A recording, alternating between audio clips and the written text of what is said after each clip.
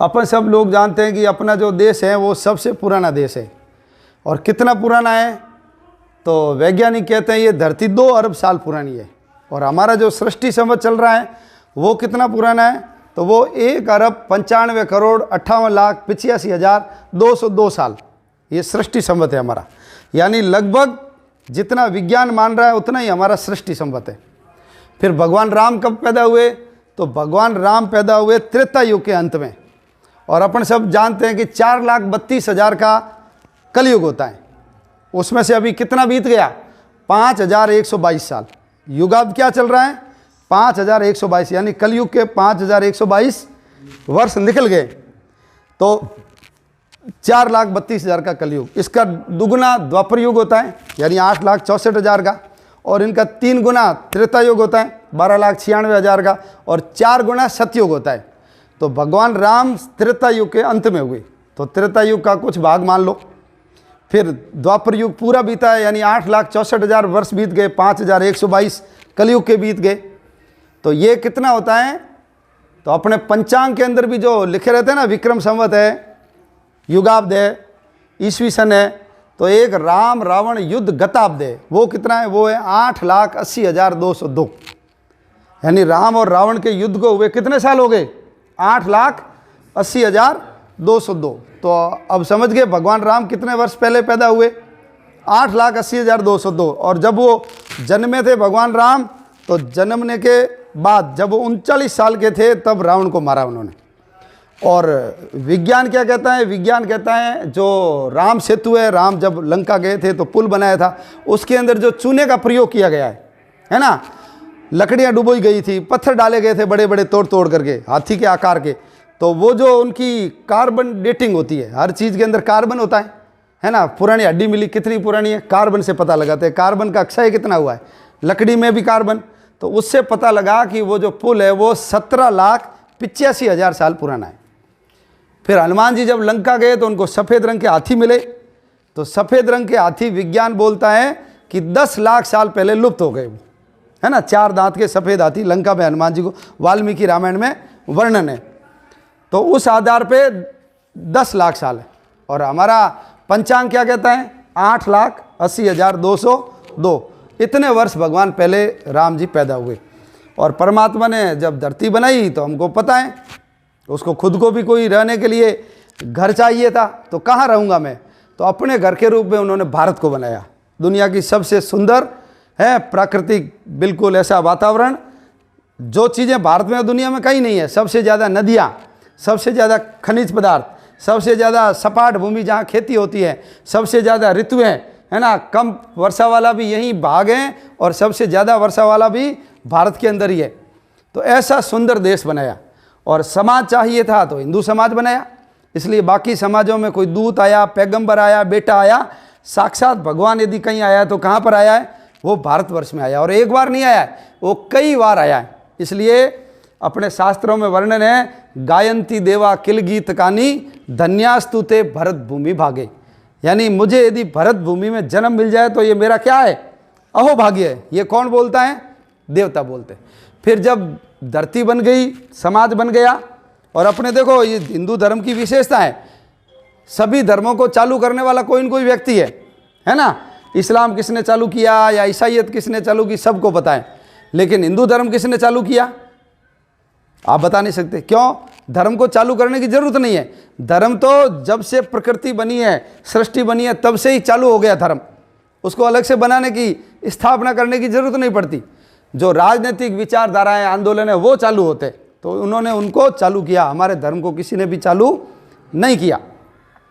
फिर हमारे धर्म की जन्म तिथि नहीं है, कोई चालू करने वाला भी नहीं है, और उसकी डेट ऑफ बर्थ भी नहीं है ना। सबकी डेट ऑफ बर्थ है। और ये तय मानना कि जिसकी जन्म तिथि है उसकी मरण तिथि भी फिक्स है।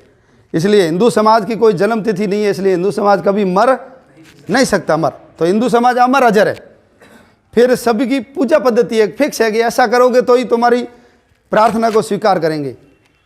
मस्जिद जाना पड़ेगा, नमाज पढ़नी पड़ेगी, गिरजाघर में जाना पड़ेगा, चर्च में जाना पड़ेगा, प्रेयर करनी पड़ेगी।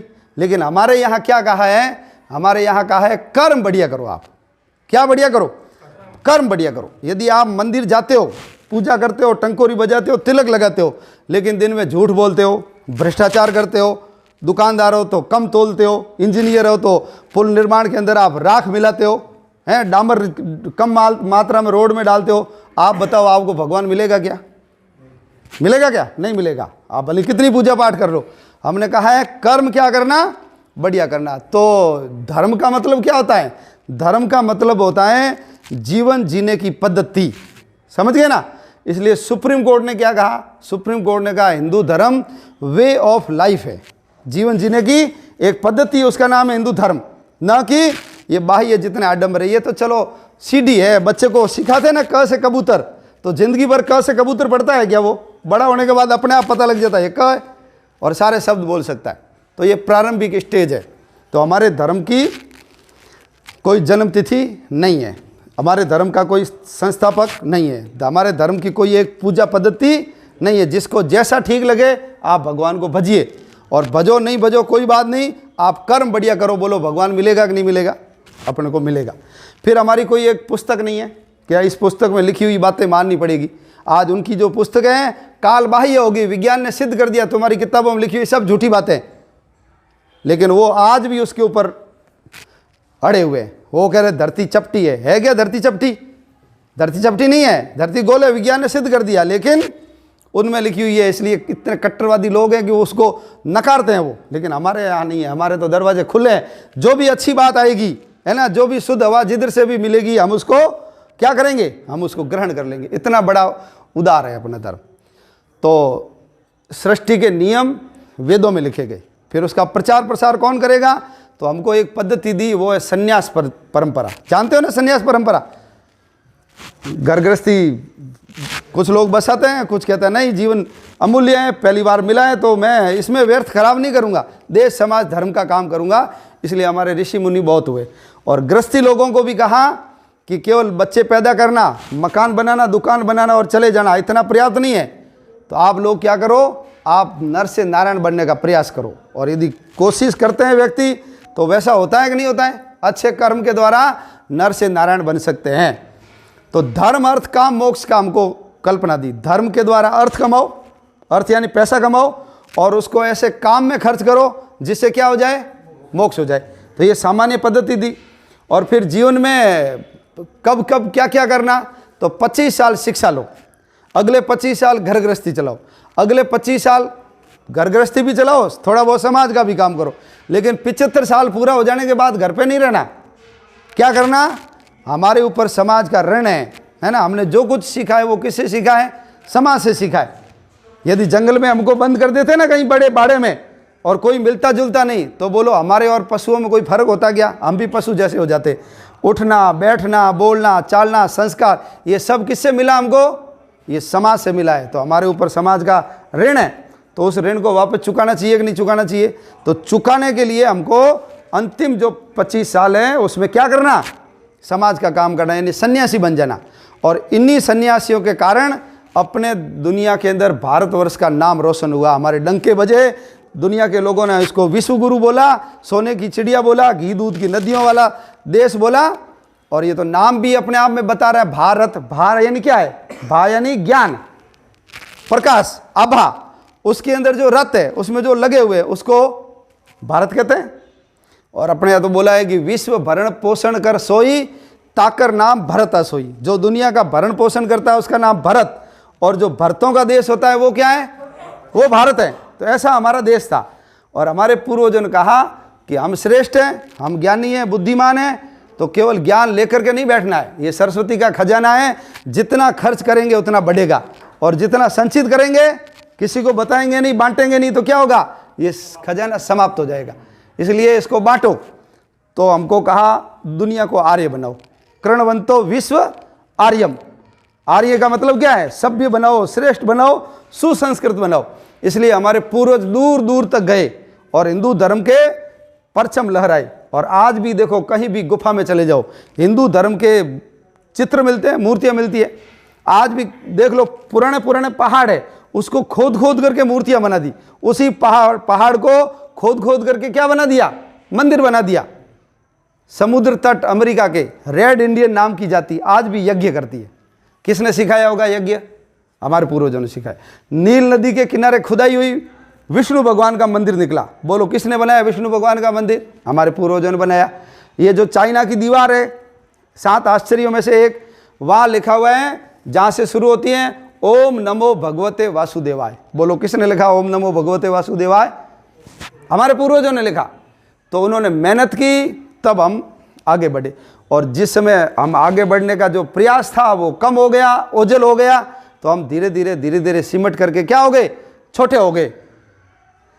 मुसलमान और अंग्रेजों ने, मुसलमानों ने 45 करोड़ लोगों को और ईसाइयों ने 5 करोड़ लोगों को, हमारे 50 करोड़ लोगों को मारा। कितने लोगों को? 50 करोड़। यदि नहीं मरते तो आज देखो दुनिया में हिंदुओं की आबादी कितनी ज़्यादा होती। 50 करोड़ लोगों को मारा। और इन्होंने हमारे देश को छोटा कर दिया, तोड़ तोड़ करके। आजू बाजू के सारे देश किसके थे? हमारा था। इराक हमारा था, ईरान हमारा था, अफगानिस्तान हमारा था, ये पाकिस्तान तो अभी की बात है, बांग्लादेश अभी की बात है, नेपाल हमारा था, भूटान हमारा था, है ना, तिब्बत हमारा था, ये हमारा ब्रह्म देश म्यांमार जिसका नाम है वो हमारा था, लंका हमारी थी, बाली, सुमात्रा, जावा, मलेशिया, इंडोनेशिया, ये सब किसके थे? ये सब हमारे थे। तो दूसरा इन्होंने काम किया, हमारे देश को तोड़ तोड़ करके छोटा कर दिया। जब जब समाज इकट्ठा था, संगठित था, देशभक्ति की भावना ज़्यादा थी, तो हमारे नाम की तूती पूरी दुनिया में बोली। और जब स्वार्थ आ गया, मैं, मेरा परिवार या फिर मेरी जाति, बस इसके आगे अपने को सोचना नहीं, तो उसी का परिणाम रहा, आबादी कम हुई, जनसंख्या भी कम हुई। और तीसरा, इन्होंने हमारे धर्म ग्रंथों के अंदर मिलावट की, बहुत बड़ी मात्रा में मिलावट की। इसलिए ऐसी ऐसी चीज़ें जो एक जगह कुछ बोल रही हैं, दूसरी जगह उसी पुस्तक में उसका उल्टा मिल रहा है ना। मनुस्मृति में बहुत बड़ी मात्रा में की। एक जगह कह रहे हैं मांस नहीं खाना चाहिए, दूसरी जगह कह रहे हैं मांस खाना चाहिए। एक जगह कह रहे हैं शूद्र यदि मिल जाए राजा को, तो राजा को भी हाथी रोक देना चाहिए, शूद्र को पहले रास्ता देना चाहिए। और दूसरी जगह क्या कह रहे हैं? शूद्र यदि वेद सुने तो उनके कानों के अंदर गरम गरम खोलता हुआ शीशा पिला दो। है कि नहीं? विरोधाभासी बातें, विरोधाभासी बातें। और ऐसे ही ये जो उत्तरकांड है रामायण का, ये भी सब पूरा फर्जी उत्तरकांड है। क्यों?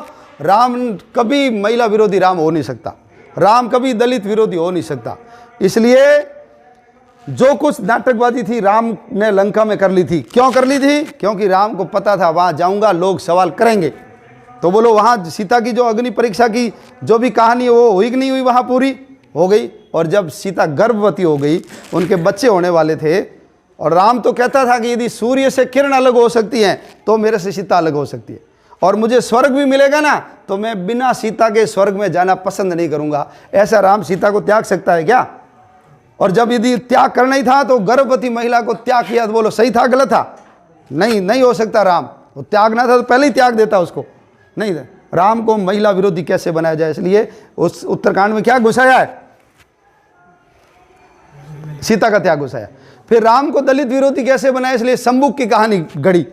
तपस्या करने वाले व्यक्ति को राजा जाके मारता है। अरे जिस राजा के पास इतने सेनापति है, इतने सैनिक है, वो खुद मारेगा क्या? राष्ट्रपति तीनों सेनाओं का अध्यक्ष होता है, लड़ने जाता है क्या राष्ट्रपति? सेना जाती है, सैनिक जाते हैं, कमांडर वगैरह जाते हैं, ब्रिगेडियर जाते हैं, वो नहीं जाता है। तो जानबूझ करके राम के हाथ से मरवाया। फिर इल इला राजा की कहानी डाली, जो 6 महीने पुरुष है, 6 महीने महिला है, 30-30 हजार पशुओं को मारता है, मांस खाता है। क्यों? भारत के लोग मांस खाते नहीं, इसलिए सिखाओ, उसमें डाला। फिर रावण की महिमा डाली। अब रावण को मार के जब राम घर आ गए तो फिर वापस रावण को लाने की जरूरत कहाँ है? उन्होंने जानबूझ करके पूरी रावण की महिमा है उसी के अंदर ही है कि रावण हिमालय में गया, एक महिला को जबरदस्ती पत्नी बनाने की कोशिश की, उसने आत्महत्या कर ली, तो पौधे के अंदर पैदा हुई, तो बच्ची को ही ले उड़ा रावण। और जब वहाँ गया तो वहाँ के लोगों ने कहा ये तेरे मृत्यु का कारण बनेगी, तो उसको समुद्र में फेंक दी। और वो समुद्र में फेंकी हुई बच्ची घूम करके कहाँ पहुँच गई? जनक के खेत में पहुँच गई। अब बोलो पहुँच सकती है क्या? दिमाग काम करता है क्या अपना? फेंको, देखे उसके अंदर फेंको, आप समुद्र में बच सकता है क्या? मर जाती है डूब करके। और यदि जमीन के अंदर पेटी थी तो उसको ऑक्सीजन कैसे मिली होगी बताओ? हमारा धर्म वैज्ञानिक धर्म है, ये गपोड़बाजियों का कहानियां नहीं है कि गुड्डा गुड्डियों के तिलस्मी कहानियां होती है ना, खुल जा सिम सिम, ऐसे ऐसे नहीं है। हमारा धर्म पूरा विज्ञान की कसौटी पे खड़ा है। तो ये जानबूझ करके उसमें डाला। तो इन्होंने हमारे धर्म ग्रंथों में परिवर्तन किया। और ऐसे ही इन्होंने जो ये आक्रांत आए, इन लोगों ने हमारी नाक काटने के लिए, हमारा अपमान करने के लिए, हमको कलंकित करने के लिए, हमारा मान भंग करने के लिए और आने वाले बच्चों को, हमारी औलादों को दिखाने के लिए। देख लो तुम्हारे बाप दादे कैसे थे और हमारे बाप दादे देखो कैसे सूरवीर थे। तुम्हारे सारे देवी देवताओं के मंदिर को तोड़ तोड़ के हमने क्या बना दिया उसके ऊपर? हमने इस्लामिक चिन्ह बना दिए, मस्जिदें बना दी। मुसलमानों ने पूरे भारत में 30,000 मंदिरों को तोड़ा और उसके ऊपर क्या बनाया? उसके ऊपर मस्जिदें बनाई। मस्जिद बनानी होती तो भारत में बहुत जगह कहीं बना लेते, लेकिन जानबूझ करके बनाई। किस लिए? हम देख देख के शर्मिंदा होते रहे, माथा नीचा करके चले कि देखो हमारे राम के मंदिर के ऊपर, कृष्ण के मंदिर के ऊपर, शंकर भगवान के मंदिर के ऊपर, है ना, वो हमारा सोमनाथ का मंदिर है, सब के ऊपर इन्होंने मस्जिदें बना दी। आज भी दुनिया में सबसे ज़्यादा मस्जिदें भारत में। कितनी मस्जिदें हैं? 30 लाख मस्जिदें, 30 लाख। और मदरसे कितने हैं? 1,10,000 है। 3 लाख इनके मौलवी पढ़ाते, 5 लाख इनके तबलीग जमात के फौज है जो गांव गांव में घूम करके जिहाद फैलाने का काम करती है। 18 आतंकवादी संगठन है। दुनिया भर का पैसा आता है अरब देशों से, उसी पैसे के आधार पे हर मुल्ला मौलवी के पास गाड़ियाँ और घूम घूम करके ये अपने धर्म का प्रचार करते हैं। तो उसी श्रृंखला में 1528 में भारत में कौन आया? बाबर आया। और उस बाबर ने हमारे राम जी के मंदिर को ध्वस्त किया। जानते हैं औरंगजेब ने काशी विश्वनाथ का मंदिर तोड़ा। आज जाओगे तो नंदी हमारे पास है, लेकिन नंदी जिधर देख रहा है उधर शिवलिंग होनी चाहिए, लेकिन वहाँ शिवलिंग नहीं है। वहाँ क्या बनी हुई है? वहाँ मस्जिद बनी हुई है। इसका मतलब शिवलिंग कहाँ थी? जहाँ मस्जिद है वहीं शिवलिंग थी। आज आप कृष्ण जन्मभूमि जाओ मथुरा, तो जहाँ कृष्ण भगवान जन्मे थे वो शिला पड़ी है, बड़ी है ना, रखी हुई, उसी के दर्शन होते हैं। उस शिला के ऊपर जो गुंबद है वो कहाँ है? किसका है? वो मस्जिद का है। वो नीचे हमारा मंदिर, और मस्जिद की जो वो गुंबद है, अंडा है, वो कहाँ है? हमारे मंदिर के ऊपर है। सोमनाथ का, भगवान सोमनाथ गुजरात का, समुद्र के किनारे। वो तो चलो पटेल, उन्होंने कहा मैं गुजरात का हूँ, हटाऊंगा, सारी कब्रें हटा करके वहाँ क्या बना दिया? वापस सोमनाथ भगवान का मंदिर बना दिया। और ये 2.5 दिन का झोंपड़ा, 2.5 दिनों में झोंपड़े कभी नहीं बनते, ध्यान रखना। झोंपड़े छोड़ो पत्थर के, ये घास फूस का भी झोंपड़ा नहीं बनता है 2.5 दिन में। हमारी संस्कृत शाला थी, उसको तोड़ करके उन्होंने 2.5 दिन का झोंपड़ा बना दी। ये कुतुब मीनार, ये वास्तव में क्या था? ये वरा मिहिर नाम का जो वैज्ञानिक था उसकी प्रयोगशाला थी। यहीं से तारामंडल वगैरह की वो सारी गणनाएं और देखता था उसकी। उसको तोड़ करके उसके ऊपर नई ईंटें लगा लगा के कुरान की आयतें चिपका करके क्या बना दिया? कुतुब मीनार बना दी। ताजमहल, तेजो महालय था, शंकर भगवान का मंदिर था, उसको वो लगा करके चारों तरफ ये मीनारें, और उनको बना दिया कि ये क्या है? अपनी जो प्रेमिका थी ना, हैं बेगम, उसकी यादगार में वो बना दी उन्होंने। तो जब तुमने यहाँ ताजमहल बनाया तो जहाँ से आए हैं ना ये लोग, अरब, ईरान, तुर्किस्तान, अजरबैजान, समरकंद, ताशकंद, वहाँ कोई खाज महल है क्या? कि भाई तुमने यहाँ ताजमहल बनाया तो वहाँ भी खाज महल बनाया होगा ना। यहाँ कुतुब मीनार बनाई तो वहाँ भी कोई मीनार बनाई, बताओ? कुछ भी नहीं है। आज इनको स्नान घर भी बनाना नहीं आता, इनको सड़क बनानी नहीं आती, लैट्रिन बनाना नहीं आता। हमारे पूर्वज हमारे जाते हैं यहाँ से, मजदूर जाते हैं, कारीगर जाते हैं, हमारे गजदर जाते हैं, इंजीनियर जाते हैं और वहाँ बनाते हैं। तो जब तुम्हारे पास अभी नहीं है तो तुम्हारे बाप दादों के पास कहाँ से आई? ये सारे लाल किला हैं, ये फतेहपुर सीकरी के इमाम बाड़े, ये सारे तोड़ तोड़ करके इन्होंने हमको अपमानित करने के लिए ऐसा किया। और आज यदि जामा मस्जिद की खुदाई करें ना, उनकी सीढ़ियों के अंदर हमारे देवी देवताओं की मूर्तियाँ लगी हुई सारी, ये सब हमको अपमानित करने के लिए किया गया। तो देश की आज़ादी के साथ जैसे अंग्रेज़ों की सारी मूर्तियाँ हटाई हमने, अंग्रेज़ों का झंडा बदल करके तिरंगा झंडा कर दिया, अंग्रेज़ों के नाम के पार्क बदल दिए, रोडें बदल दी, पुलों के नाम बदल दिए, ऐसे ही इन स्थानों का भी बोलो मोक्ष होना चाहिए था कि नहीं होना चाहिए? कल्याण होना चाहिए था कि नहीं होना चाहिए था? परिमार्जन होना चाहिए था कि नहीं होना चाहिए था? होना चाहिए था। लेकिन दुर्भाग्य से देश क्या बना? देश बना धर्मनिरपेक्ष। और धर्मनिरपेक्ष का मतलब होता है हिंदू समाज का नुकसान और दूसरे धर्मों का फायदा। बस एक ही नाम है, ये धर्मनिरपेक्षता की परिभाषा एक ही है। ये ऐसी चादर है जिसमें हिंदू समाज पीछे जा रहा है और बाकी सब धर्म कहाँ बढ़ रहे हैं? आगे बढ़ रहे हैं। तो हो जाना चाहिए था, लेकिन नहीं हुआ। तो हमने जब देश स्वतंत्र हुआ, अपने को पता है 1925 में संघ बना, और जब देश का विभाजन हुआ तो संघ बहुत छोटा था, हम विभाजन नहीं रोक पाए। क्यों नहीं रोक पाए? हमारी ताकत ही नहीं थी इतनी, हमारे तो प्रांतों में भी काम नहीं था। अभी तो अपना ठेठ नीचे तक पहुंच गया ना, गांव गांव में काम। उस समय अपना काम नहीं था। पाकिस्तान से कितने लोगों को सुरक्षित ला सकते हैं, बस वो ही कर पाए। देश आज़ाद हुआ, फिर 1964 में विश्व हिंदू परिषद बना। क्यों? ये भी ध्यान आया कि यदि देश के लिए बोलने वाला, हिंदू के लिए संघर्ष करने वाला, रोडों पे जाने वाला, जिंदाबाद मुर्दाबाद करने वाला, गाय के लिए, संत के लिए, मंदिर के लिए, हमारे धर्म ग्रंथ के लिए, ये जो सारे मुसलमान पहले हिंदू थे इनको वापस हिंदू बनाना है, जिनको ईसाई और मुसलमान बनाया जा रहा है उनको रोकना है, लव जिहाद को रोकना है ना, 370 धारा हटानी है। विदेश में जो हिंदू रहते हैं वो प्रताड़ित होते हैं, वो भाग भाग करके भारत आते हैं, उनके लिए कौन आवाज़ उठाएगा? और यहाँ जो आ जाएगा उनके लिए कौन संघर्ष करके उनको नागरिकता दिलाएगा? कौन उनके राशन कार्ड बनवाएगा? आधार कार्ड कौन बनवाएगा? तो ऐसे सब लोगों के भारत माता देशभक्ति की बात के लिए विश्व हिंदू परिषद 1964 में बना।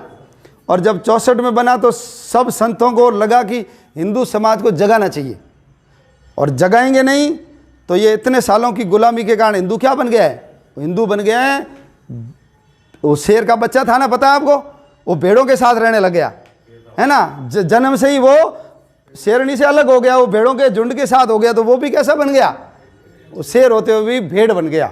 वो एक दिन शेर ने देखा कि मेरे को देख करके सब भेड़ें भाग रही है, तो शेर का बच्चा भी भाग रहा है, और उसको कह रहा तू कहाँ भाग रहा है मेरी जाति का? नहीं नहीं मैं तो भेड़ हूँ। अरे भेड़ नहीं है, तू शेर है। नहीं नहीं मैं क्या हूँ, मैं तो भेड़ हूँ। उसको पकड़ करके लेकर गए, पानी में देख, मुंह मेरा जैसा है, हाँ दांत बिल्कुल, पंजा देख एक जैसा है। अरे तू शेर है? अच्छा अच्छा शेर हूँ क्या? तो जैसे जामवंत ने हनुमान जी को बल याद दिलाया ना, ऐसे जब उसको याद दिलाया तो उसने गर्जना की, और गर्जना की तो भेड़े भाग गई, उसको ज्ञान हुआ मैं तो शेर हूँ। तो हम सब लोग क्या हो गए? हम सब लोग गुलामी के कारण ऐसे भेड़े बन गए थे। ऐ शेर हम है शेर, अमर पुत्र हैं, देवताओं के पुत्र हैं, लेकिन इतने साल संघर्ष के कारण सब ऐसे हो गए। तो जागृत करना पड़ेगा, एक करना पड़ेगा, जगाना। आधार क्या होगा? आधार होगा राम। क्यों? राम सबके हैं और सब राम के हैं। तो फिर ध्यान आया कि राम मंदिर का जो विषय है, राम मंदिर की जो स्थिति है वो कैसी है। तो सारे कागज पन्ने खंगाले गए। तो अपने को पता लगा कि जब बाबर ने आक्रमण करके तोड़ा था, तब से लेकर के आज तक हमने बहुत सारी कुर्बानियां, बलिदान दिए। बाबर जब आया उस समय हमने 1,76,000 लोगों का बलिदान दिया। 4 लड़ाई हुई बाबर के समय। बाबर के बाद फिर हुमायूं आ गया, 10 लड़ाइयाँ हुई। हुमायूं के बाद अकबर आ गया, 20 लड़ाइयाँ हुई। अकबर के बाद औरंगजेब आ गया, 30 लड़ाइयाँ हुई। फिर अवध के 2 नवाब बने, वाजिद अली और सादत अली, तो 5 लड़ाइयाँ और 4 लड़ाइयाँ। और अंग्रेजों के समय 3 लड़ाइयाँ, ऐसे कुल 76 लड़ाइयाँ लड़ी। तो अपने को वापस राम मंदिर का मुद्दा चलाना चाहिए। इसलिए गोपाल सिंह विशारद ने, देश जब आज़ाद हुआ ना, तो गोपाल सिंह विशारद ने केस दर्ज कराया था क्या, कि ये स्थान हिंदुओं का है और हमको दे देना चाहिए। तो 16 जनवरी 1950 को पहला मुकदमा दर्ज हुआ। कब? 16 जनवरी 1950, यानी 26 जनवरी से 10 दिन पहले। और उससे पहले 22 दिसंबर 1949 को वहाँ मूर्तियाँ प्रकट हुई थी। तो मूर्तियाँ प्रकट हुई थी, जाली लगा दी वहाँ।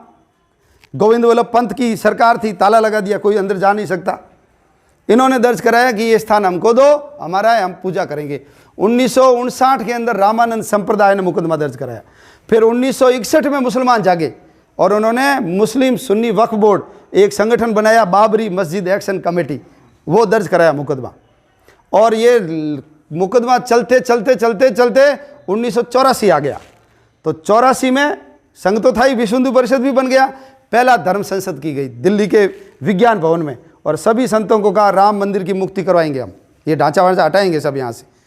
तो एक संगठन बना, उस संगठन का नाम था राम जन्मभूमि मुक्ति यज्ञ समिति।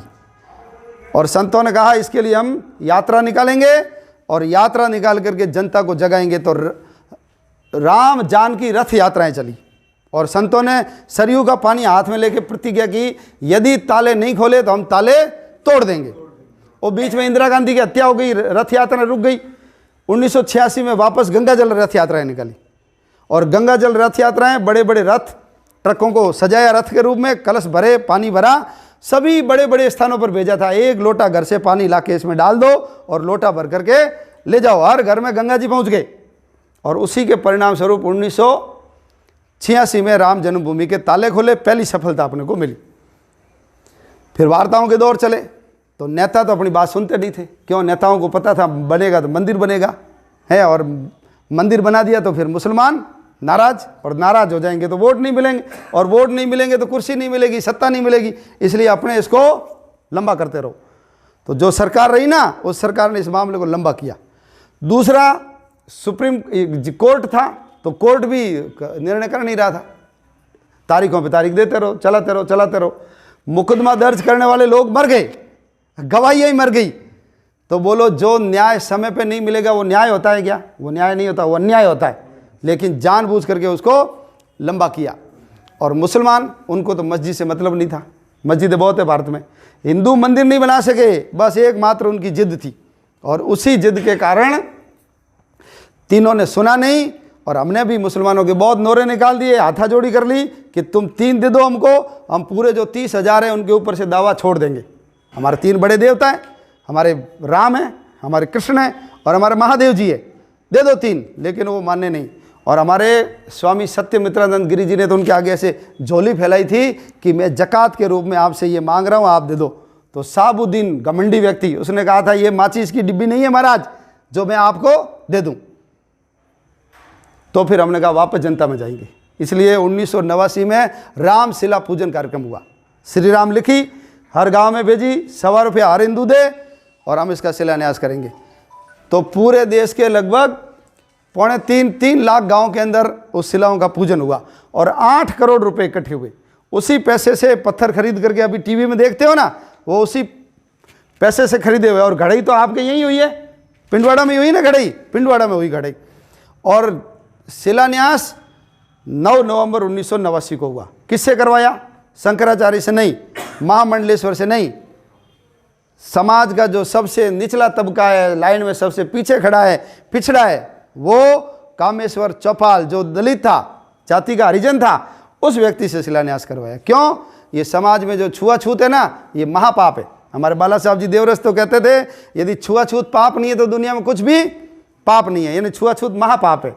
और अपन सब जानते भी हैं कि भारत में छुआछूत कभी भी नहीं थी। ये छुआछूत किसके कारण आई? ये सब मुगलों के कारण आई। यदि छुआछूत होती हमारे तो बोलो राम सबरी के बैर खाते। दुर्योधन बड़ा वैभवशाली था। भगवान जब कृष्ण गए तो किसके घर गए? दुर्योधन के या विदुर के? दुर्योधन के मेवा त्यागे साग विदुर घर खाई, सबसे ऊंची प्रेम सगाई। गीत गाते हैं कि नहीं गाते? फिर हमारे वेद व्यास जी हुए, तो वेद व्यास की माँ कौन थी? सत्यवती थी। क्या काम करती थी?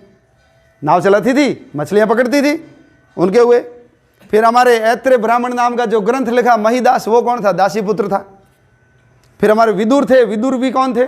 दासी पुत्र ही तो थे ना। बोलो महामंत्री बने कि नहीं बने वहाँ? तो ये कितने सारे उदाहरण। परशुराम जी ब्राह्मण थे, माँ कौन थी? रेणुका कौन थी? क्षत्रिय थी वो। तो अपने मनुस्मृति में कहा है जन्म ना जायते शूद्रा, जन्म से सब कौन है? शूद्र। संस्कारात् द्विज उच्यते, संस्कार से द्विज बनते हैं। वेद पठामी भवेत विप्रा, जो वेद पढ़ेगा वो विप्र है। और ब्रह्म जानामी थी ब्राह्मणा। और हम तो देखो हर मंदिर में बोलते हैं धर्म की जय हो, अधर्म का नाश हो। बोलते हैं कि नहीं बोलते? प्राणियों में सद्भावना हो, हैं, हर प्राणी की बात करते हैं, और विश्व का कल्याण हो। कितनी बड़ी बातें बोलते हैं। और हमारे यहाँ तो भिखारी आता है ना, भिखारी, वो भी बेचारा जब मांग के जाता है और हम कुछ दें या नहीं दे, लेकिन वो जाते हुए क्या कहता है? दे उसका भी भला और नहीं दे उसका भी, वो गाली निकालता है क्या? तो हमारे भिखारी भी जब इतनी ऊंची बात बोलता है, दे उसका भला नहीं दे उसका भी भला। प्रकृति को हमने परमात्मा माना है, कंकर कंकर शंकर है। और वो हमारे नामदेव जी हो गए। वो रोटी बना रहे थे, कुत्ता ले गया, है ना। नामदेव बनाई रोटी, कुत्ते ने उठाई, पीछे घी की कटोरी लिए जा रहे। प्रभु लूखी तो मत खाओ, जरा घी तो लगाओ। तूने शकल बना ली स्वान की, मुझे ओढ़ नहीं ओढ़ा दी इंसान की। जर्रे जर्रे में झांकी भगवान की, किसी सूझ वाली आंख ने पहचान की। गाते हैं कि नहीं गाते? कुत्ता ले गया, पीछे भागे, किस लिए? घी की कटोरी लेके। घी लगा के खाओ गुरुदेव, है ये लूखी खाओगे आनंद नहीं आएगा। और हमारे एकनाथ जी जब चले कावड़ लेकर के, तो बीच में गधा प्यासा था, तो उन्होंने अपने जो चरु थे ना, वो कलश कंधे हरिद्वार से लेकर आए थे, वो किसको पिला दिए? गधे को पिला दिए। उन्होंने कहा मेरा परमात्मा यहाँ तड़फ रहा है और मैं ठेठ रामेश्वरम में जाकर के उनको चढ़ाऊंगा पानी। गलत बात, गधे को पिला दिए। बोलो कितनी ऊंची बात है। लेकिन हिंदू का व्यवहार, हिंदू का आचरण बिल्कुल उल्टा। बोलता बहुत बढ़िया हिंदू, बोलता सर्वश्रेष्ठ है, दुनिया में कोई ऐसा नहीं बोल सकता, लेकिन हमारा व्यवहार बिल्कुल उल्टा है। कुत्ता हमारे घर में आता है, बिल्ली हमारे घर का दूध पी करके जाती है, चूहे खाने वाली बिल्ली। कभी दूध फेंका है क्या बाहर किसी ने? कोई नहीं फेंकता दूध बाहर। और चूहा जो नालियों में घूमता है, हमारे घी के पीपे में गिर जाता है, तो हम चूहे को उठा करके फेंक दें। घी कभी फेंकते हैं क्या बाहर? कभी भी नहीं फेंकते। और मक्खियाँ तो पता नहीं कहाँ कहाँ बैठती है, और हमारी रोटी भी बैठती है, मिठाई भी बैठती है, और हम खाते हैं उसको। हमारी माँ ने हमारी गंदगी साफ की ना हमारे हाथों से, उसी के हाथ की रोटी खाइए, वो तो अछूत नहीं हुई। हम खुद हमारी गंदगी साफ करते हैं, हमारे हाथ तो अछूत नहीं हुए, तो फिर बेचारा ये अछूत कैसे हो गया? जिसके नाम के पीछे राम लगता है, घर में गाय है, पूजा करता है, दिया जलाता है। नहीं नहीं, इस जाति का है, मंदिर में नहीं आ सकता, इस जाति का है, पानी नहीं पिलाएंगे, इस जाति का घोड़ी पे नहीं बैठ सकता। हम करते हैं कि नहीं करते हैं? और जब ऐसा करेंगे तो ये बाकी लोग तो तैयार बैठे हैं इन लोगों को अपने पक्ष में करने के लिए। नारे लगाते हैं ना, भारत तेरे टुकड़े होंगे, तो टुकड़े कैसे होंगे? हिंदुओं को लड़ाएंगे तभी तो टुकड़े होंगे ना। तो किसको हिंदू के खिलाफ कर सकते हैं? तो ध्यान में आता है इन दलितों को करो। क्यों? हमारा व्यवहार ठीक नहीं है, हमारा पाप है ये, इसलिए फिर वो उनके साथ जाते हैं। और जाकर के बोलो हिंदू समाज की 12 बजाएंगे कि नहीं बजाएंगे? छोड़ेंगे तो उनको भी नहीं। वो पाकिस्तान में देख लो, सभी भील मेघवाल और सबकी हालत इन्होंने खराब कर दी, और उनको भाग भाग करके कहाँ आना पड़ रहा है? भारत में। लेकिन एक बार तो वो उनके धक्के चढ़ेंगे, बाद में इनको समझ में आ रहे पाकिस्तान में ये कर दिया तो हमारी भी कल यही हालत होगी ना। इसलिए छुआछूत खत्म होनी चाहिए थी। ये बहुत बातें हैं, ये घूंघट प्रथा, रात को शादी, मंदिर उल्टे बनना, मांस का प्रयोग, चमड़े का प्रयोग, है ना, घर में सूअर पालना, ये सब मुसलमानों के कारण आया, भारत में पहले नहीं था। इसलिए दलित से शिलान्यास कराया। और फिर वार्ताओं के दौर कुछ प्रधानमंत्रियों ने भी ईमानदारी से प्रयास किया, कोई परिणाम नहीं निकला, तो फिर हमने दोबारा कार सेवा करेंगे। इसलिए राम ज्योति आई अयोध्या से, और घर घर में पूजन हुआ। 18 अक्टूबर 1990 की दिवाली उसी से मनाई। और सबको क्या बोला कि सब लोग 30 अक्टूबर को अयोध्या हो, हम मंदिर जबरदस्ती बनाएंगे। मुलायम सिंह मुख्यमंत्री था, और वो तो मोटों का भूखा था मुसलमानों के। उसने कहा परिंदा भी पर नहीं मार सकता, कंटीले तार, बाड़ें, खाइयाँ खोदी, नावें जब्त कर ली, रेलें बसें रद्द कर दी। जो अयोध्या जाता मिला उसको पकड़ करके कहाँ डाला? जेल में। सारे धर्मशाला हैं, सारी स्कूल हैं, सारी कृषि मंडियाँ, वो सब किस में कन्वर्ट कर दी? जेल में। 50 लाख लोग घरों से निकले, 45 लाख लोग पकड़े गए, और 5 लाख लोग जाकर के आजू बाजू के घरों में जमा हो गए। और पहली बार दक्षिण भारत के लोगों को लगा कि ये जो भेद पैदा किया उत्तर भारत के, दक्षिण भारत के, ये आर्य, ये द्रविड़, वो सब समाप्त हो गया। उत्तर भारत के लोगों ने दक्षिण भारत के लोगों को घर में ऐसा रखा जैसे लंका जाकर के राम जी 14 साल का वनवास काट करके राम के रूप में ये आए, ऐसे कार सेवकों को रखा। और 30 तारीख को भगवान की कृपा से कार सेवा हो गई। लोग चढ़ गए ऊपर, झंडा लगा दिया, पूरी दुनिया में मैसेज गया, जो संतों ने तय किया वो हो गया। 2 दिन के विश्राम के बाद 2 नवंबर को वापस कार सेवा थी। और उस वापस कार सेवा के अंदर अपन जानते हैं मुलायम सिंह यादव ने गोलियां चलाई। उसको पता था पुलिस हिंदू है, मिलिट्री भी हिंदू है, गोली चलाएगी नहीं, तो जानबूझ करके उन्होंने मोपला नाम की जो पुलिस है, कहाँ की है मोपला? केरल की, उसको लगाया वहाँ। क्यों लगाया? मुसलमान ने गोली चला देगा फटाफट। और उस गोलीबारी में हमारे सैकड़ों कार सेवक बलिदान हुए। अपने सेठाराम जी हुए, मथानिया के शारीरिक प्रमुख थे वो।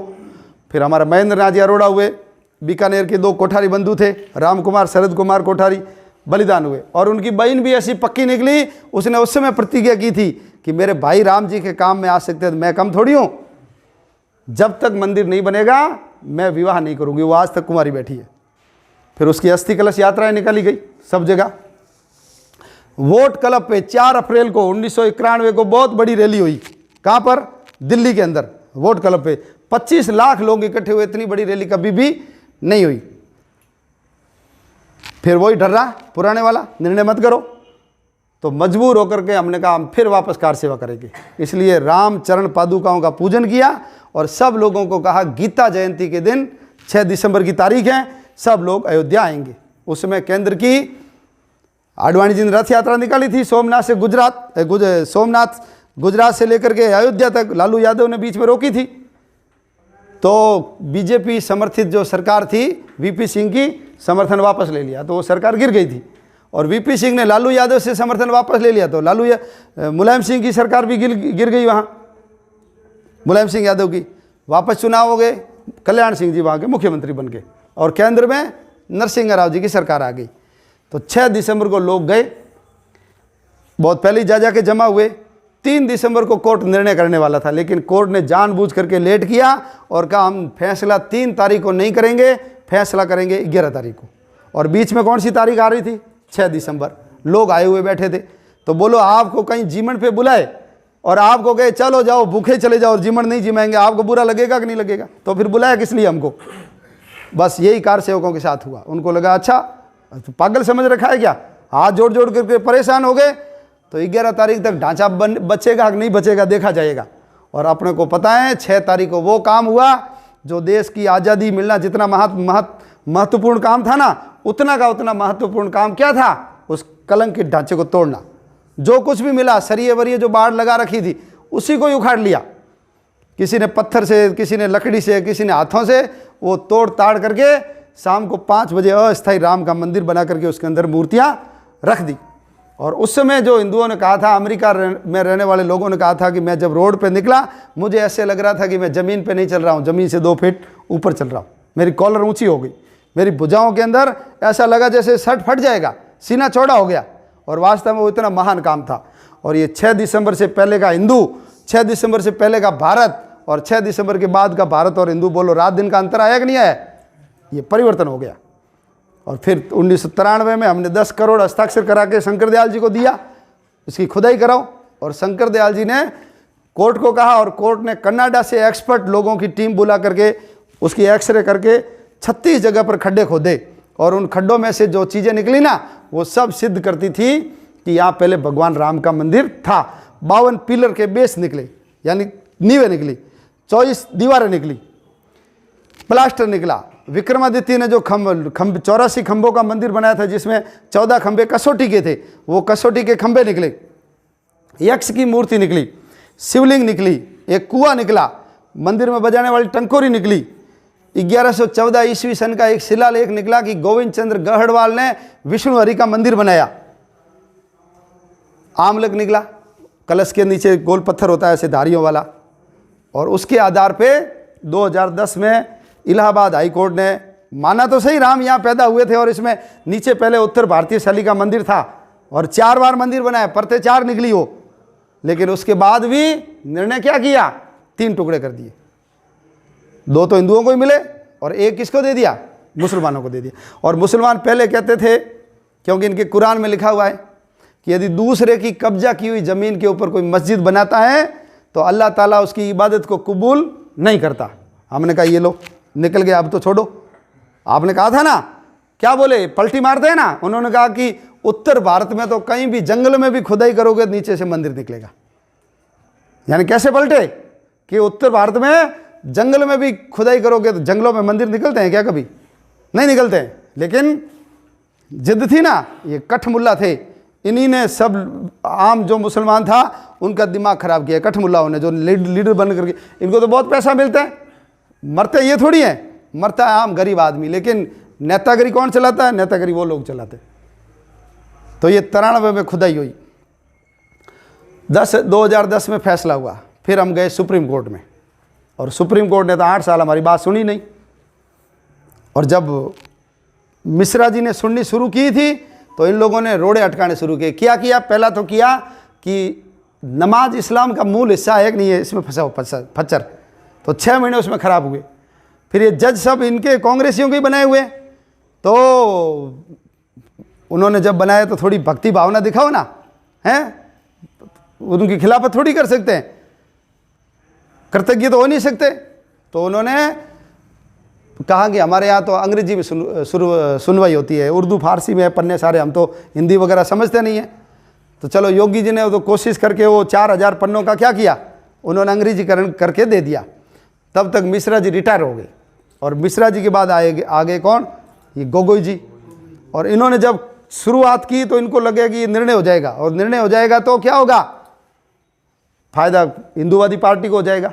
इसलिए क्या कर सकते हो करो। तो एक महिला को तैयार किया कि तुम यौन शोषण के आरोप लगाए ना गोगोई के खिलाफ, वो तो चलो भला हो, उन्होंने कमेटी बना करके सारा कर दिया।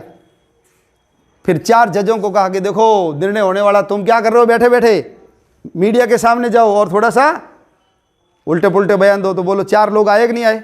मीडिया के सामने रोना रोया ना उन्होंने क्यों रोया?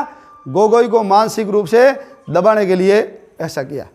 लेकिन अपन सब लोग जानते हैं, और उन्होंने फैल फेंक दी थी पहले कि हमारी प्राथमिकता में नहीं है राम मंदिर, तो प्राथमिकता में क्या है? सबरीमला, जानते हो हैं? फिर जल्लूकट्टू, पशुओं की दौड़, दही की हांडी कितनी ऊंची टांगनी है, 12 फीट 1 इंच होते ही तुम्हारे ऊपर केस दर्ज हो जाएगा। फिर लिव इन रिलेशनशिप, है ना, आदमी आदमी से कोई भी बिना शादी किए पति पत्नी की तरह रह सकते हैं। और फिर 377, क्या मतलब है? आदमी आदमी से शादी कर सकता है, हर तो फिर कर सकता है, तो फिर महिलाएं क्यों बनाई है भगवान ने? और सब में बनाई, नर मादा सब में है ना, हर जीव जंतु में नर मादा है। लेकिन ये फालतू देखो हमारी कल्चर को खराब करने वाले ऐसे मुद्दे ले लेके आए। कोई नहीं करता है ना तो भी मी लॉर्ड अपने आप जाग जाते हैं और वो ले लेते हैं, स्वीकार कर लेते हैं। बकरे कितने मारते हैं, हम तो होली पे पानी वेस्ट करते हैं तो गड़बड़ है, और वो बकरे मारते हैं, वो पूरा नालियों का पानी लाल हो जाता है, कोई मी लॉर्ड नहीं बोलता। बोलता है क्या? कोई नहीं बोलता। हमारी महिलाएं घूंघट निकालती तो उनको लगता है महिला अत्याचार है, और उस बेचारी को काला कपड़ा पहनाते हैं गर्मियों के अंदर, वो अत्याचार नहीं है क्या? मस्जिद में नहीं जाने देते मुसलमान महिला को, कोई नहीं बोलता।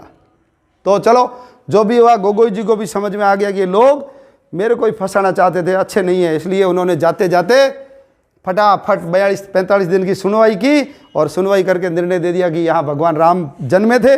5 जज थे, एक मुसलमान भी जज था, सर्वसम्मति से। और केंद्र को कहा ट्रस्ट बनाओ और मंदिर निर्माण करो। ट्रस्ट केंद्र सरकार ने बना दिया, श्री राम जन्मभूमि तीर्थ क्षेत्र ट्रस्ट। और केंद्र सरकार ने 1 रुपया दिया है। किस लिए दिया है? क्योंकि मंदिर बनाना सरकार का काम नहीं है। सरकार पुल बनाए, बांध बनाए, शासन चलाए, जो भी करना करे, लेकिन मंदिर कौन बनाएगा? मंदिर आम व्यक्ति बनाएगा। इसलिए अपन लोग गए ट्रस्ट के पास कि यदि आपको पूरे भारत से पैसे इकट्ठे करके मंदिर बनाना है तो आपके पास संस्था है क्या इतनी बड़ी जो पूरे भारत में पैसा इकट्ठा कर दे? उन्होंने कहा नहीं है। हमने कहा हम हैं, हमारे सब गांव में शाखाएं हैं, हमारी इकाइयाँ हैं, आप हमको दोगे तो हम ठेठ रंग से लेकर के राजा तक से पैसे ला करके किसको देंगे? आपको प्रामाणिकता से देंगे, है ना, घर का पेट्रोल खर्च करके देंगे। तो उन्होंने अपने को अधिकार दिया कि तुम लोग करो, और अपन सब लोग उस काम में लगे हुए हैं। तो पिछले 492 साल हो गए, 25 पीढ़ियाँ सपना देखते देखते चली गई हैं, 3.5 लाख हिंदू हमारे बलिदान हो गए, और 77 लड़ाइयाँ लड़ ली हमने। हमको ये सौभाग्य मिला है कि हम हमारे हाथ से भगवान राम का मंदिर बनाएंगे, पैसे भी भेजेंगे, और जब मंदिर बन जाएगा, कलश लग जाएगा, ध्वज लग जाएगा, मूर्ति विराजित हो जाएगी, तब हम वहाँ जाकर के दर्शन करने वाले हैं। 3 मंजिल होगा 20-20 फीट का, नीचे छोटे रामलला की बचपन की, ऊपर पूरा रामलला का विग्रह, ऊपर साधु संतों की, संत महापुरुषों की मूर्तियाँ रहेगी।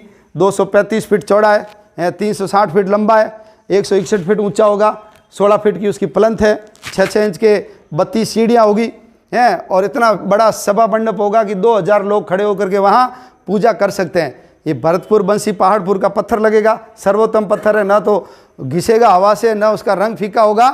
और फिर कोई ऑडिटोरियम बनेगा, कोई सभागृह बनेगा, कोई वेद विद्यालय बनेगा, गौशाला बनेगी, प्रशासनिक खंड बनेगा, फंवारे लगेंगे, बड़ा आलीशान मंदिर बनने वाला है। और उत्तर भारत में तो पहले ये मंदिर थे, लेकिन मुगलों ने सारे मंदिर तोड़ दिए। इसलिए दक्षिण भारत के मंदिर जाकर देखो। आपने मीनाक्षी मंदिर देखा है? देखना, मंदिर वैसे होते हैं। आप तिरुपति बालाजी आप जाकर के देखो, कन्याकुमारी का मंदिर, आप रामेश्वरम का मंदिर देखो, या केरल का पद्मनाभ का मंदिर देखो, है ना, ऐसे होते हैं मंदिर। ये हमारे मंदिर नहीं है, ये है तो मंदिरों के बच्चे हैं। ये सारे मंदिर तोड़ दिए, इसलिए बार बार तोड़ते थे तो कहा भैया छोटे छोटे मंदिर बनाओ, बड़े मत बनाओ, ये तोड़ देते। लेकिन उत्तर भारत का ये सबसे भव्य और दिव्य मंदिर बनेगा। बड़े बड़े लोगों से मदद ली गई है, जमीन पोली है, इसलिए जमीन के अंदर 200 फीट गहरे पिलर खड़े करेंगे। कितने पिलर? 2000 पिलर, 200 फीट गहरे, 2000 पिलर, ताकि उस वजन है ना 200 फीट नीचे जाएगा तो मंदिर आने वाले 2000 सालों में थोड़ी बहुत भी उसमें दरारें नहीं आएगी। सरयू बहती है, उधर बड़े बड़े पत्थर लगाएंगे 6-6 फुट मोटे 2x2 के, ताकि सरयू नदी रास्ता भी बदल दे ना तो भी मंदिर के कोई फर्क पड़ने वाला नहीं है। और अब तो लोगों में बड़ा उत्साह है, कईयों ने कहा इसका सोने का बना दो। अभी हमारे दिनेश जी भाई साहब आए तो उनको किसी ने फ़ोन किया कि जहाँ रामलला विराजेंगे वहाँ किसकी लगाओगे, पत्थर क्या लगाओगे? उन्होंने कहा जो सर्वोत्तम है वो लगाएंगे। सर्वोत्तम तो ग्रेनाइट होता है। उन्होंने कहा ग्रेनाइट मत लगाओ, ये राम जी का मंदिर बनने वाला है। मर्यादा पुरुषोत्तम केवल दुनिया में एक ही व्यक्ति हुआ हैं। और राम को बोला राम विग्रहवान धर्म। राम क्या है? ये विग्रहवान। यदि मूर्ति के रूप में यदि धर्म देखना है तो किसको देखें? राम को देखो। धर्म कैसा होता है? राम जैसा है। पूरा जीवन राम का धर्ममय रहा है, कोई अधार्मिक काम नहीं किया। इसलिए वहाँ हीरे मोती माणक पुखराज उनकी है ना फर्श बनाओ तो लोगों को लगेगा ऐसा मंदिर है। और विदेश से आने वाले लोगों को फिर ताजमहल नहीं दिखाएंगे, क्या दिखाएंगे? रामलला का मंदिर दिखाएंगे, वो चाकर देखो। और वेटिकन सिटी वालों को भी शर्म आएगी, ठीक है। और वो मक्का मदीना उनका केंद्र है ना, वो भी बातें करेंगे कि देखना है तो भगवान राम जी का मंदिर जाकर के देखो। और ये पक्के जो मुसलमान है ना, जो अरब में रहते हैं, वो तो वैसे ही राम के भक्त हैं। अभी मोदी जी गए थे तो बोलो भगवत गीता लेकर के उसके वो अपना शेख ने स्वागत किया कि नहीं किया? किया स्वागत। तो ऐसा मंदिर बनने वाला है। अपने घर का पैसा लगना चाहिए। कितना लगना चाहिए? जितनी तकलीफ हो। बिना तकलीफ के जेब से निकाल के दीजिए, कोई मतलब नहीं है। ऐसा दान कोई काम का नहीं है। बोलो चुनाव होते हैं, लाखों रुपए खर्च करते हैं कि नहीं करते? शादी ब्याह में हम अपनी मुंह ऊंची करने के लिए, ओहो इसमें शादी करने वाला सबसे ज़्यादा ये व्यक्ति है, करते हैं कि नहीं? करोड़ों रुपए खर्च करते हैं ना। जन्मदिन मनाते हैं हम, है टीका देते हैं, दस्तूरी करते हैं, मकान बनाते हैं आलीशान, बढ़िया से बढ़िया पत्थर लगाते हैं। तो फिर राम का मंदिर हमारे मकान से 19 होना चाहिए कि 21 होना चाहिए? 21 होना चाहिए। और जब हमारे घर के काम में इतना पैसा खर्च कर देते हैं तो थोड़ा बहुत ज़्यादा, मान लो किसी ने 15 लाख खर्च किए शादी में, तो भाई 15 लाख की जगह समझ लो 16 लाख खर्च हो गए। और किसी का हार्ट अटैक हो जाए और डॉक्टर कहे कि नहीं इनके तो 4 लाख रुपए लगेंगे बाईपास में, तो डॉक्टर से समझौता करते कि नहीं साहब 4 लाख बहुत ज़्यादा होता है, आप ऐसे करो लाख रुपए में कर दो। 1 मिनट में विचार नहीं करते हम, 4 लाख ला के देते हैं कहीं से। और पिताजी की मृत्यु हो जाती है, पैसे नहीं है तो उधार ला के 12 दिन करते हैं कि नहीं करते? करते हैं ना। तो ले आओ उधार, क्या फर्क पड़ेगा? उतारेंगे 4 साल तक। 4 साल तक नहीं मनाएंगे जन्मदिन। पत्नी को समझाएंगे साड़ी सस्ती लो, बच्चों को समझाएंगे खर्चा मत करो, मैं भी व्यक्तिगत खर्चा कम करूंगा, उतार दूंगा। राम का काम, राम का मंदिर है। राम सुखदास जी, कोई अवैधनाथ जी, कोई अशोक जी सिंघल, परम पूजनीय गुरु जी, सब मन में सपना लेकर के चले गए। हमको मिला है वो सौभाग्य। तो मेरे घर का पैसा कम नहीं जाएगा। तस्वीर मड़वा के रखूंगा ना, जो राम मंदिर के लिए कटाई है, मेरे बेटे को देख करके गर्व होना चाहिए मेरे बाप ने दादा ने इतने रुपए दिए। नहीं तो अपना पड़ोसी देगा कम पैसा और हम उससे ज़्यादा 100 गुना ज़्यादा पैसे वाले हैं, और हमारा पैसा या तो उसके बराबर या उससे कम होगा। तो बोलो हमारे बेटे को गर्व होगा या शर्म आएगी? शर्म आएगी कि बेटा बाप इतना पैसे वाला होते हुए भी वो पड़ोसी ने बेचारा गरीब था इतने रुपए दे दिए। और भामा शाह को याद करते हैं ना, कितने साल हो गए। क्यों? क्योंकि उन्होंने सच्ची जगह पैसा। नरसिंह मेहता को याद करते हैं कि नहीं करते? नानी बाई का मायरा गाते हैं कि नहीं गाते? सुई दी थी गुरु ने। नरसिंह जी को ज्ञान हो गया कि मैं मरूंगा तो सुई भी साथ जाएगी नहीं, ये सब यहीं रहने वाला है। और ये सत्य बात है, मकड़ जाल है ये। तो 200 साल भी मिल जाए ना तो जिंदगी ऐसे ही चलेगी। इसलिए अपने कहा पूत सपूत तो क्यों धन संचय, पूत कपूत तो क्यों धन संचय। सपूत है तो कमाएगा, कपूत है तो उड़ाएगा ना, उड़ाएगा। यही होता है। धन की 3 गतियाँ होती, या तो उपयोग कर लो, या दान कर दो, या फिर नष्ट हो जाएगा। तो अपने को मौका मिला है, हम पैसे कम नहीं दे। जसवंत सिंह जी महाराज जोधपुर वाले है ना, बड़ा था कि मेरी पत्नी और बच्चे राज्य, उन्होंने कहा गुरु ने कहा कोई किसी का नहीं है। और मर गए तो जब लाश ले जाने, नाटक किया मरने का, लाश ले जाने लगे तो पत्नी ने भी कहा इनके दांतों के अंदर सोने की क्या लगी हुई है, मेखे लगी हुई, निकाल लेना। वो सुन रहे थे, उनको ज्ञान हो गया कोई किसी का नहीं है। उठ गए, खाया पिया आपना दिया सोई साथ, जसवंत धड़ पोडाविया माल पराया हाथ। मरने के बाद माल क्या है? पराया है। तो सब यहीं रहने वाला, ध्यान रखना। तो ये बैलेंस यहीं रहेगा। जो साथ जाएगा वो क्या है? वो दिया हुआ साथ जाएगा। तुलसीदास जी ने कहा ना, धन चाहिए तो धर्म करो और मुक्ति नाम से होए। और आप मेरे को बता दो, कोई भी दान देने वाला गरीब देखा क्या आपने? कि मैंने दान करने वाले को गरीब देखा? कभी गरीब नहीं हो सकता वो। क्यों? भगवान को पता है ये दूसरों को देता है। इसलिए बिना इन्वेस्टमेंट के कभी दुकान चलती नहीं है। चलती है क्या? बनानी पड़ती है, माल रखना पड़ता है, रंग करना पड़ता है, लाइटें वाइटें 100 सा करते हैं ना, तब जाके ग्राहक आता है। तो आप क्या समझते हो, आपके बिना दान दिए पैसे आएगा आपके? कभी नहीं आएगा। थोड़ा इन्वेस्ट तो करो। 10,000 दोगे तो मिलेगा लाख, लाख दोगे 10 लाख मिलेगा। लेकिन हम तो 0 इन्वेस्टमेंट से दुकानदारी करना चाहते, कभी नहीं होगी, कभी नहीं होगी। आप सब लोग इसको समझें और हम खुद अड़ोसी पड़ोसी मित्र मंडली, दूर रहने वाले, रिश्तेदार, सबको कहेंगे नहीं भैया राम के लिए इतना नहीं देना, दबाव दे करके लो उसको। तो हम खुद दें ज़्यादा और दूसरे से भी दिलवाएं। और दूसरा, कोई घर नहीं छोड़ना पड़ो, एक भी घर, मुझको जो काम देंगे करूँगा पूरा 100%। 4 बार जाना पड़ेगा तो 4 बार जाऊँगा, पैदल जाना पड़ेगा जाऊँगा, गांव दोगे तो गांव भी करूँगा, कोई गांव छोड़ने वाला नहीं हूँ। और ध्यान रख लेना, समय का दान कभी वापस नहीं आता। पैसा फिर कमा लोगे, सत्ता फिर आ जाती है, खेत बिक जाए तो वापस खेत मिल सकता है, मकान मिल सकता है वापस, लेकिन समय कभी आता है वापस नहीं आता। तो राम के काम के लिए लगाओ समय। ये अभी इतिहास बन जाएगा, ध्यान रखना। ढांचा टूट गया ना, इतिहास बन गया। हमको भी पता है, मैं भी 1990 की कार सेवा में गई, आज भी मेरे को याद है दिन। इटावा में पकड़ा, कानपुर की जेल में ले गए, 7 दिन रखा, लोगों ने सेवाएं की, और कितनी से चप्पल तक ला के दिए लोगों ने हमको। अरे बेचारे वहाँ से आए, इतनी सेवा की। आज भी याद है, हमारे आंखों के सामने गाड़ा लेके घूमते थे, शिला पूजन हुआ था। तो अपने को भी रहेगा कि गया था, साइकिल पंचर हो गई, रोटी भी नहीं मिली थी उस दिन, चाय भी नहीं पूछी भाई साहब, ऐसी हाल। ये अपने ज़िंदगी के है ना एडवेंचर से ही। और बूढ़े हो जाओगे ना, बिस्तर में पड़े तो अपने बेटे पोते पड़पोतों को सुना के ये किया था हमने, नहीं तो है ही नहीं कुछ सुनाने के लिए। बेटे पोते को क्या सुनाएंगे, है आए राम गए राम होकर चले गए, कोई मतलब नहीं उसका, है ना। बेटा पोता पूछेगा दादाजी सुनो, तो आप कहोगे क्या सुनाऊं क्या सुनाऊं, यानी मेरे पास इतना कुछ है, उनमें से क्या सुनाऊं, दूसरे क्या सुनाऊं, कुछ किए नहीं तो क्या सुनाऊं मैं। वो आता है ना आयोडेक्स का, आह से आह तक है, एक तो आह और आह, एक आहा है, दोनों ही आह ही, लेकिन वो दोनों में फर्क है। एक दर्द को दर्शाता है, एक खुशी को दर्शाता है। तो अपने पास ये होना चाहिए। आप सब लोग करेंगे। और ये जो अभी थोड़े दिन बचे हुए हैं, जी जान लगा दो। दुकान की 4 दिन छुट्टी करनी तो कर दो छुट्टी, कोई फर्क नहीं, लगा दो ताला। कोरोना में पड़े थे ना 21 दिन अंदर, बुखार आ जाता है, टांग टूट जाती है, तो भर्ती होते हैं कि नहीं होते हैं, 3 महीने लग जाते हैं, प्लास्टर टांग ऐसी लटकी हुई पड़ी रहती है। तो भगवान की कृपा से हम जिंदा है, नहीं तो कोरोना में हमारा भी नंबर लग सकता था। नहीं लगा ना, क्यों नहीं लगा, कि इनको पता था ये राम का काम करेंगे।